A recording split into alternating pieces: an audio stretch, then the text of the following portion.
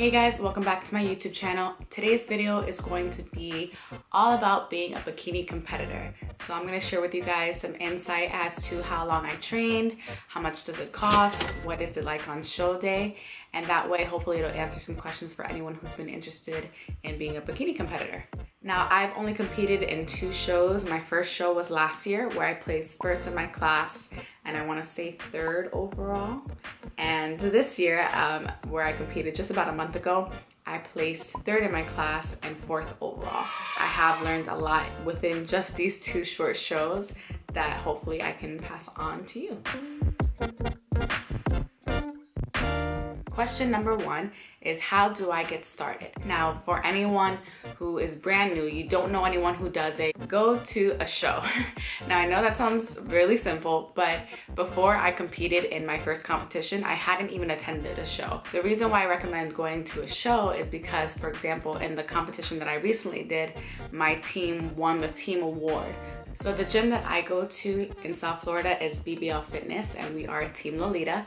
And Lolita is basically the overall trainer. She's the one who guides you and watches you. So then my actual trainer that I work out with in the gym is Christine, and she's the one who I train with as I'm leading up to my competition. Luckily, I do have a team of competitors that we all work with, and we all support one another. We go to each other's shows. So that to me was really important, to have that sense of community, that sense of family. So all in all, the question to how to get started is to find a trainer, a gym, or a team that's going to help you and guide you along the way. Question number 2 is, what is your meal plan like?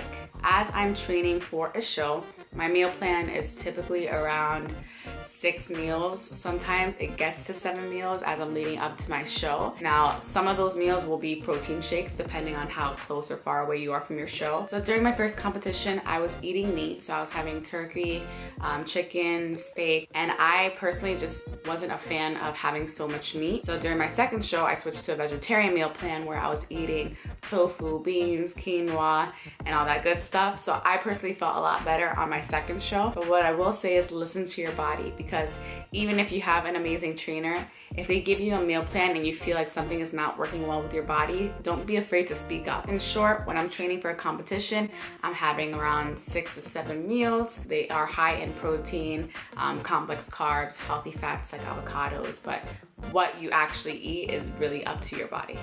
Question number 3 is, what are your supplements?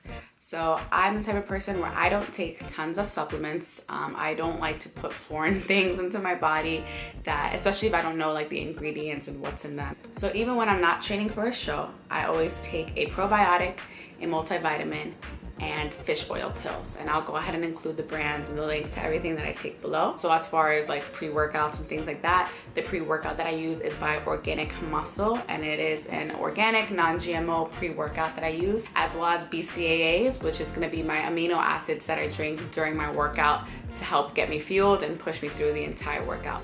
Question number 4 is, what is your training frequency like? Now, as I'm leading up to a show, I'm most likely training about 5 days a week with my trainer, depending on what my financial situation is looking like. I'll train either 3 times a week with my trainer or 2 times a week with her. And then the other days that I'm training on my own, I'll do either like cardio or abs or a part of my body where I feel like I can lift without needing much assistance. I like to alternate my training schedules. So for example, if Monday I do legs, Tuesday I'll do back and buys. Wednesday I won't do legs again because I get really bad second day soreness sometimes with legs. So the second day is the worst.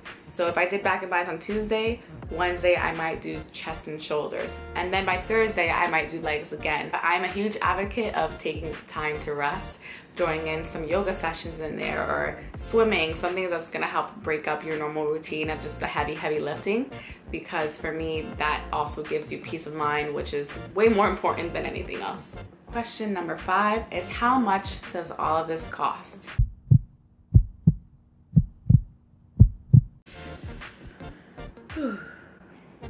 I'm not gonna lie to y'all, it's very expensive.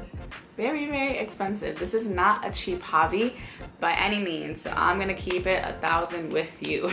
Let's break everything down. So my trainer, I train sometimes my sessions, depending on how many I purchase at a time, they're either $35 a session or $40 a session.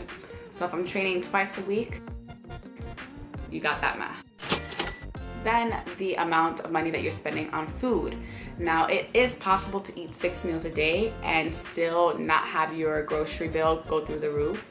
Fitman Cook is a great resource. I'll link his YouTube below. He does a meal plan on, I believe it was spending $75 at Whole Foods, and how he can make $75 worth of groceries last him 6 meals for a week. What I will say is, during my first show when I was eating meat, the price of chicken and fish and steak is ridiculous, and the price of tofu and beans is a lot cheaper. So I definitely saw that I was saving money when I went to a vegetarian meal plan. Aside from food, the next step that you have is your bikini. Now, bikinis can range anywhere from $300 to $900. You know, people pay crazy prices. So the team that I train with, we also have a bikini designer who's one of the competitors as well, where she makes all of our bikinis. Bikini, I want to say it was around $400.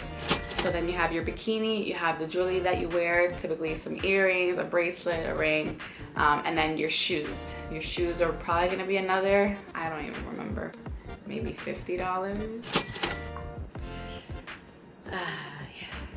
Alright, so then aside from the bikini, the day of your show, you get your spray tan, which is probably another $80. You're getting your nails done, your eyebrows done. If you have to pay to get your hair done, you pay for that.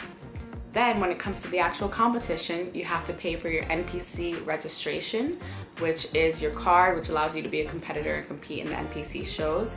And I believe each card is $125. Then is the price of the registration for the actual competition. So the registration can be around $80.